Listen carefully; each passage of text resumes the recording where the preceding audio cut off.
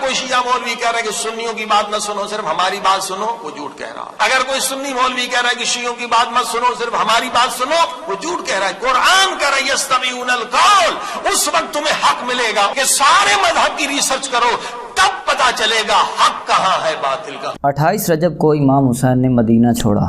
مدینہ چھوڑنے سے پہلے وہ رسول خدا کی قبر پر گئے، پھر اپنی ماں فاطمہ زہرا اور بھائی حسن مجتبیٰ کی قبر پر گئے۔ ان کو الوداع کرنے کے بعد اپنی شہادت کا سفر شروع کر دیا۔ آپ مبینہ طور پہ 2 محرم کو کربلا پہنچے۔ 10 محرم الحرام کو بے دردی سے شہید کر دیے گئے۔ بیان کیا جاتا ہے کہ آپ کے جسم اقدس میں اتنے تیر مارے گئے کہ جب گھوڑے سے گرے تو آپ کا جسم زمین پر نہیں لگ سکا بلکہ جسم میں لگے تیروں پر لٹک گیا۔ آپ نے تیر کھینچے، آخری سجدہ ادا کیا اور سجدے کی حالت میں آپ کا سر قلم کر دیا گیا۔ دشمن اہل بیت کا اب بھی دل نہ بھرا تو لاشوں کو ترتیب میں رکھ کر اس پر مشرق کے گھوڑے مغرب اور مغرب کے گھوڑے مشرق دوڑا دیے گئے۔ لاشوں پر گھوڑے دوڑانے والے سپہ سالار عمر ابن سعد کے پاس جاتا ہے اور کہتا ہے تم نے جیسا کہا میں نے ویسا کیا۔ امام حسین کی لاش پر گھوڑے دوڑائے ہیں اور حسین کی لاش کو اس طرح سے پامال کیا ہے کہ اب اگر حسین کی ماں بھی آ جائے تو وہ بھی حسین کی لاش کو نہیں پہچان سکے گی۔ اگر تمہیں شک ہے تو حسین کی لاش دیکھ لے یا میرے گھوڑوں کی ٹاپ دیکھ لے۔ حدیث رسول ہے کہ حسین مجھ سے ہے اور میں حسین سے ہوں۔ امام حسین کے انہی فضائل کی وجہ سے علماء کہتے ہیں کہ حسین کا قتل دراصل رسول خدا کا قتل ہے۔ آئیے ہم چلتے ہیں آج کے پہلے عالم کی طرف۔ تو اگر حضرت عمر فرات کے کنارے کتا مرنے کا رسپانسبل ہے تو یزید ابن معاویہ کے دور کے اندر یہی واقعہ ہوا ہے نا، حسین ابن علی کی شہادت، تو وہ کوئی ذمہ دار نہیں ہے اسی فرات کے کنارے؟ یزید بینیفیشری ہے سسٹم کا۔ کوفے کا گورنر تھا نعمان ابن بشیر۔ جب حضرت حسین علیہ السلام کے بارے میں پتہ چلا یزید کو کہ یہ آ رہے ہیں وہاں پہ اور کوفے سے یہ ایک قیام کریں گے اور دعوت حق لانچ کریں گے، سب سے پہلا اس نے ڈیسیژن کیا کہ نعمان ابن بشیر کو کوفے کے گورنری سے ہٹا دیا۔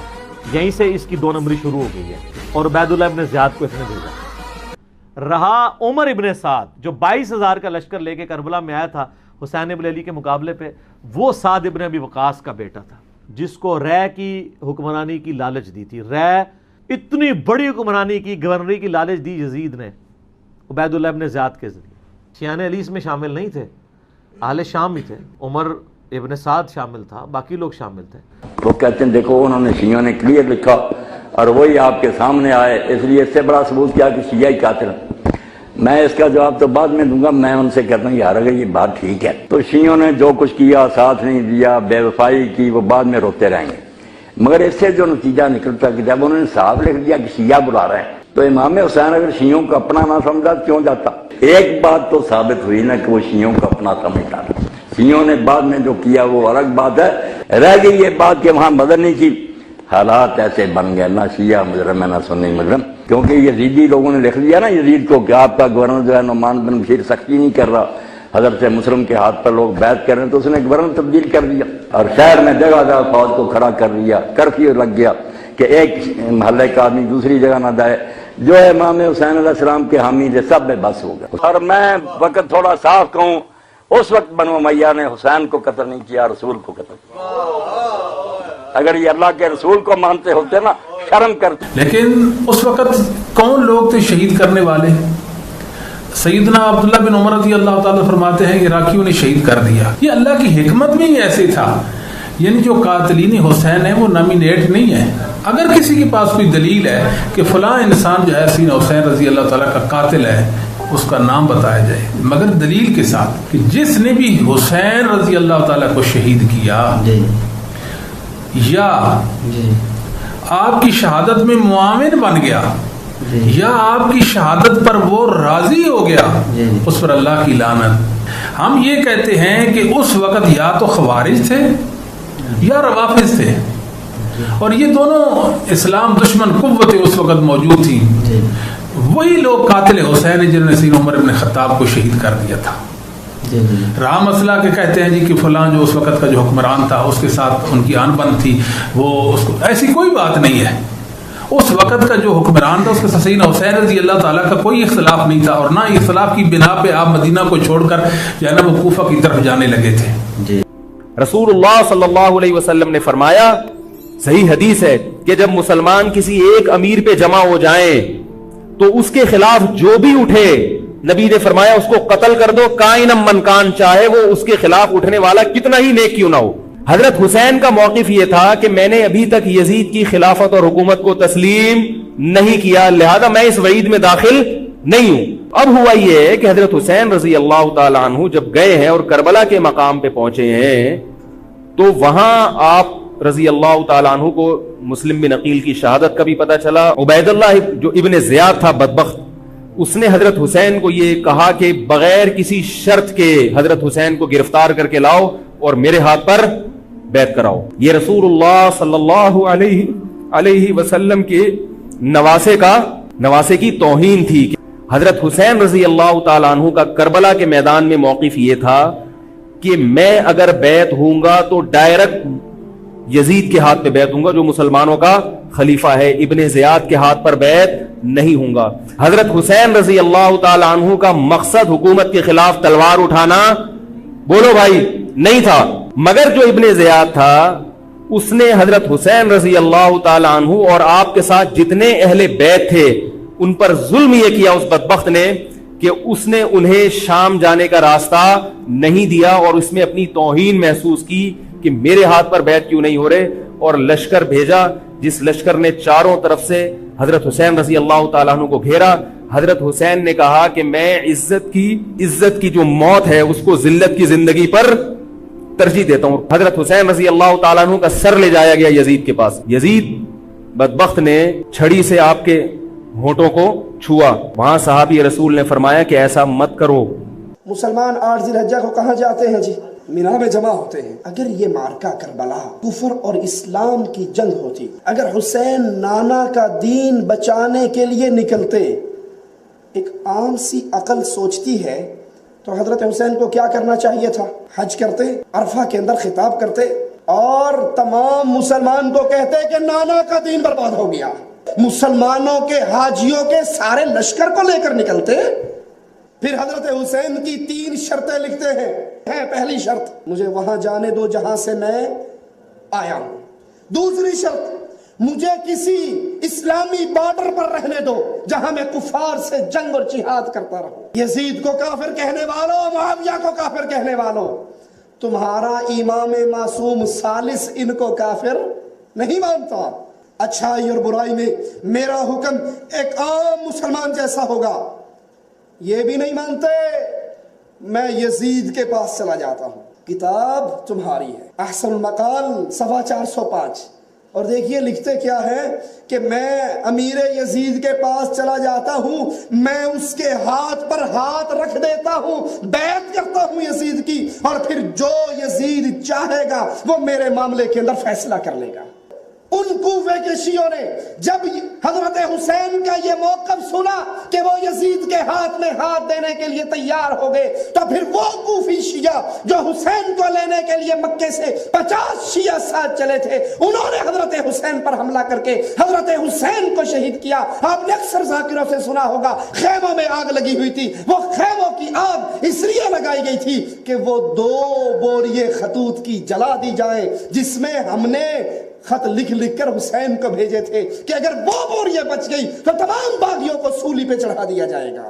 توجہ فرمائیے، باقاعدہ تاریخ کے اندر روایات موجود ہیں۔ معاویہ نے اپنے زمانے میں جغرافیائی نقشہ بنایا ہوا تھا۔ ان کا نقشہ کیا تھا کہ سید الشہداء علیہ السلام کو چونکہ یہ بیعت نہیں کریں گے، انکار کریں گے، مزاحمت کریں گے، ہمارے نظام حکومت کو خطرے میں ڈالیں گے، لوگوں کو اکسائیں گے، اور بنو امیہ کی جو ریاست دائمی ہمیشہ کے لیے نسل بنو امیہ میں قائم رہنی ہے وہ ناکام بنا دیں گے۔ اس لیے سید الشہداء سے نمٹنا ضروری ہے۔ کس طرح سے؟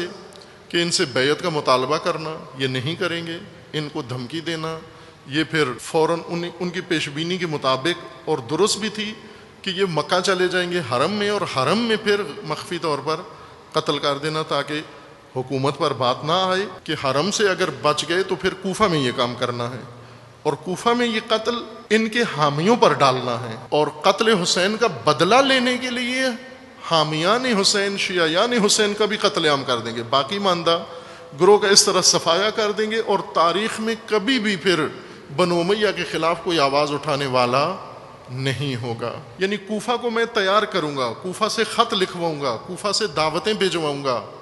میں نے عرض کیا تھا نا، یہ ناگہانی نہیں ہوا، تیاری کے ساتھ ہوا. ایک ہی دفعہ ایک ہی شہر سے 18,000 افراد خط لکھ دیں، اتفاق تو نہیں ہوتا.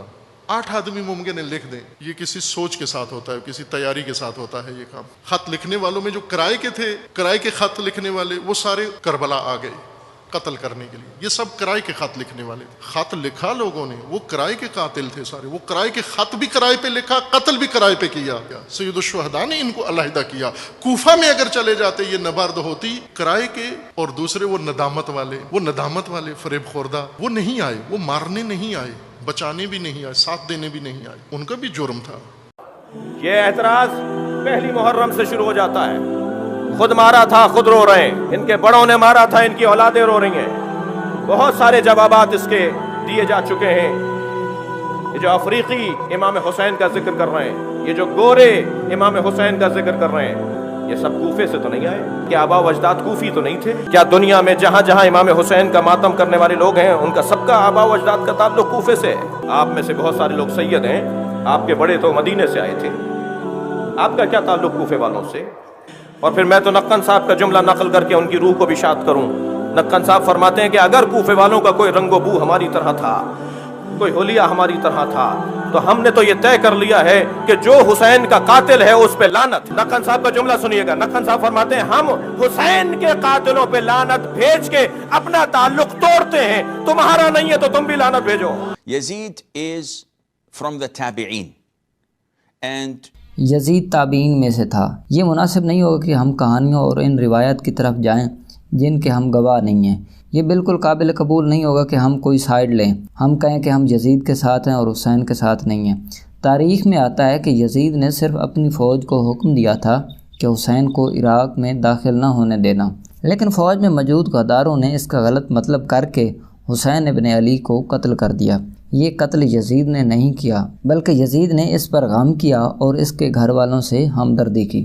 اس میں کوئی شک 1200 سال کی تاریخ میں نہیں رہا. ہر ایک کو معلوم تھا، علماء کو، مورخین کو، کہ امام حسین کے قتل کو حکم یزید نے دیا تھا. یزید نے خط بھیج کے حکم دیا قتل حسین کا ابن زیاد کو. ابن زیاد نے تو صرف اس کے حکم کی تعمیل کی تھی اور اس کے حکم پر وہ لشکر لے کر دوڑا، لشکر کشی کی اور آپ کو شہید کیا. اسی وجہ سے نہ ابن زیاد کو سزا ملی، نہ شمر کو سزا ملی، نہ اس کے کسی اور حامی کو سزا ملی، بلکہ ان کے رتبے بلند ہوئے اور یزید نے ان کو نوازشات سے نوازا. حکم نہ دیا ہوتا تو ابن زیاد کو معطل کر دیتا. اپنی نیک نامی دکھانے کے لیے کہ میں اس قتل میں شریک نہیں ہوں، میں راضی نہیں ہوں، میری اجازت کے بغیر قتل کیا، وہ جعلی قسم کے قدم اٹھا لیتا. قتل حسین کے مقدمے میں یزید کو باعزت بری نہیں کیا جا سکتا. اس نے حکم دیا ہے، اس کے حکم سے ہر قدم اٹھایا گیا ہے. سر نیزوں پہ دمشق پہنچائے گئے ہیں، اس نے آپ کے لب اقدس پہ چھڑیاں ماری ہیں، حتیٰ کہ کتابوں میں ثابت میں نے کر دیا. ابن زیاد نے اقرار کیا ہے کہ یزید نے مجھے 2 آپشن دے دی تھی، یا حسین کو قتل کر دو یا خود قتل ہو جاؤ. تو میں نے اپنی جان بچائی، حسین کو قتل کرنے کا آپشن دیا. یزید 39 سال کی عمر میں مر گیا. اس کا بیٹا 3 بر اعظم کی خلافت پر بیٹھا، 40 دن حکومت کی، 40 دن. 41ویں دن اپنے سارے خاندان بنو امیہ کو اکٹھا کیا اور آ کر ممبر پہ یوں بیٹھا، کہنے لگا آج ایک بات کرنی ہے تم سے. انہوں کو پتہ نہیں کیا اعلان کر رہا ہے. کہ دیکھو میرا باپ ظالم تھا، جبار تھا، اس نے تخت کی خاطر اہل البیت کا خون بہایا، اور وہ تخت جس کے نیچے اہل البیت کا خون ہو اور جس تخت کے نیچے حسین کا خون ہو، میں اس تخت پہ لعنت بھیجتا ہوں. یہ ہے تمہاری حکومت، جس کو مرضی دے دو، میں یہ جا رہا ہوں. 3 بر اعظم کی باپ کی حکومت کو لات مار دی کہ اس کے نیچے حسین کا خون ہے، مجھے نہیں چاہیے. پھر گھر سے جنازہ اٹھا ہے، خود نہیں نکلا.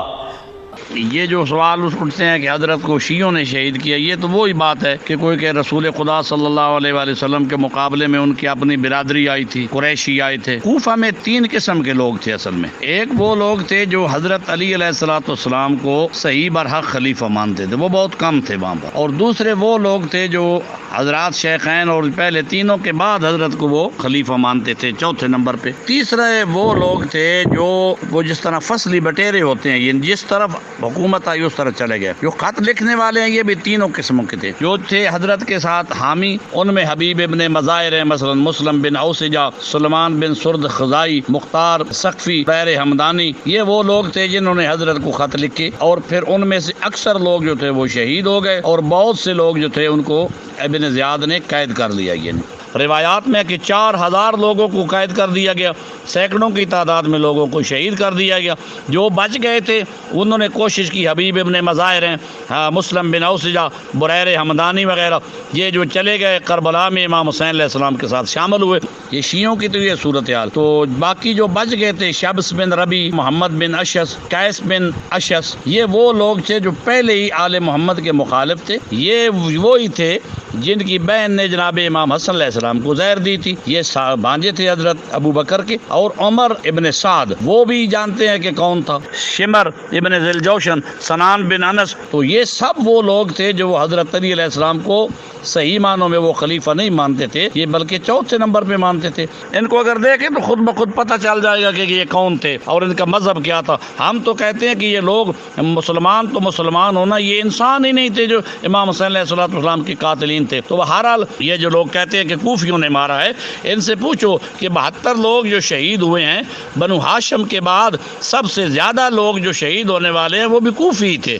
مدینہ سے تو کوئی نہیں آیا تھا، مکہ سے تو کوئی نہیں آیا تھا۔ یزید کا اگر قصور نہیں تھا، کوئی ایک بار آدمی جب بتا دے یہ بات کہ انہوں نے اس نے کسی کو معزول کیا ہو، کسی کو سزا دی ہو، کسی کو تنبیہ بھی کی ہو، بلکہ اس نے انہیں انعامات دیے۔ اگر یزید صاف پاک ہوتا، جس طرح یزید کے بیٹے نے معاویہ نے اس خلافت پہ لعنت کی اور اس تخت پہ لعنت کی، تو یزید کو بھی جب پتہ چل گیا تھا کم از کم اس وقت کہہ دیتا کہ میں تخت چھوڑتا ہوں، میں امام کے حوالے کر دیتا ہوں۔ اگر شیعوں نے قتل کیا ہے تو شیعہ تو کہتے ہیں کہ جنہوں نے امام حسین علیہ السلام کو شہید کیا ان پہ لعنت، تو آپ بھی مل کر کہیں، سب کہیں کہ لعنت بھائی جنہوں نے مارا۔ جب یزید کے دربار کے اندر حضرت امام زین العابدین پہنچے تو یزید نے پہلے تو جو ہے وہ دکھ کا اظہار کیا۔ بعض لوگ یہاں سے یزید کی بریت کا اعلان کرتے ہیں۔ یہاں کسی نے بڑی خوبصورت بات کہی کہ قاتل کی پشیمانی مقتول کی اہمیت کو تو بڑھا سکتی ہے لیکن اس کے دامن سے قتل کے داغ کو نہیں دھو سکتی۔ تو اس نے یہ سب کچھ کیا، یہ بس اس کے ٹسلے تھے جو وہ بہانے لگا، لیکن بعد میں اس نے حضرت امام حسین رضی اللہ تعالی عنہ کے دانتوں کے اوپر جو ہے وہ چھڑی مارنا شروع کر دی۔ تو حضرت ابو برزہ اسلمی صحابی رسول وہاں موجود تھے، وہ کھڑے ہو گئے، اٹھ گئے، کہنے لگے ظالم یہاں اپنی چھڑی ہٹا لے، میں نے اپنی ان آنکھوں سے دیکھا ہے کہ کان رسول اللہ صلی اللہ علیہ وسلم یلسمہ، حضور نے ان ہونٹوں کو خود چوما ہے۔ اس ویڈیو کی اگر مختصر سمری بیان کریں تو وہ کچھ اس طرح سے ہے۔ اگر ہم اہل سنت کا نظریہ بیان کریں تو اس کے اندر 3 موقف سامنے آئے ہیں۔ سب سے پہلا جو موقف ہے اس کے مطابق یزید قتل حسین میں شامل نہیں تھا، اور نہ ہی امام حسین کی جنگ حق و باطل کی جنگ تھی۔ امام حسین کے قاتل کوفہ کے لوگ تھے جنہوں نے خط لکھ کر انہیں بلایا۔ دوسرے موقف کے مطابق امام حسین کا قاتل ابن زیاد ہے جو کوفہ کا حاکم تھا۔ ایسی کوئی مستند روایت نہیں ملتی جس میں یزید نے ڈائریکٹ قتل کا حکم دیا ہو، لیکن پھر بھی کیونکہ وہ حاکم تھا اس نے اس قتل کے بعد کوئی مزمتی اقدام نہیں کیا، اس لیے اس کو بری و ذمہ نہیں کر سکتے۔ اہل سنت کے تیسرے موقف کے مطابق اس سارے واقعہ کربلا کا ذمہ دار دراصل یزید ہے۔ واضح ثبوت اور احادیث ملتی ہیں جن میں موجود ہے کہ اس نے ابن زیاد کو حکم دیا کہ امام حسین کو قتل کر دو۔ یزید نے حسین کے لب اقدس پہ چھڑیاں ماریں جو اس کی واضح دشمنی کو ظاہر کرتا ہے۔ اس ویڈیو میں جو اہل تشیع کا موقف ہے اس کے مطابق امام حسین کے قتل کی سازش دراصل یزید کے باپ نے تیار کی تھی۔ یزید نے تو اس پر بس عمل کیا۔ یزید کے حکم پر ہی امام حسین کا قتل ہوا۔ مستورات کو بازاروں میں ان کے کہنے پر پھرایا گیا۔ یزید ابن معاویہ اگر شامل نہ ہوتا یا اس واقعے پر راضی نہ ہوتا تو اپنے بیٹے کی طرح حکومت چھوڑ دیتا، کسی کو سزا دے سکتا تھا، لیکن اس نے ایسا نہیں کیا، اور اس نے امام حسین کے ہونٹوں پر چھڑیاں مار کر ان کی توہین کی۔ تو یہ تھی آج کی ویڈیو۔ اگر آپ کو یہ ہماری ویڈیو پسند آئی ہے تو آپ ہمارے چینل کو لائک اور سبسکرائب کر سکتے ہیں۔ آج کے لیے اتنا ہی، اللہ حافظ۔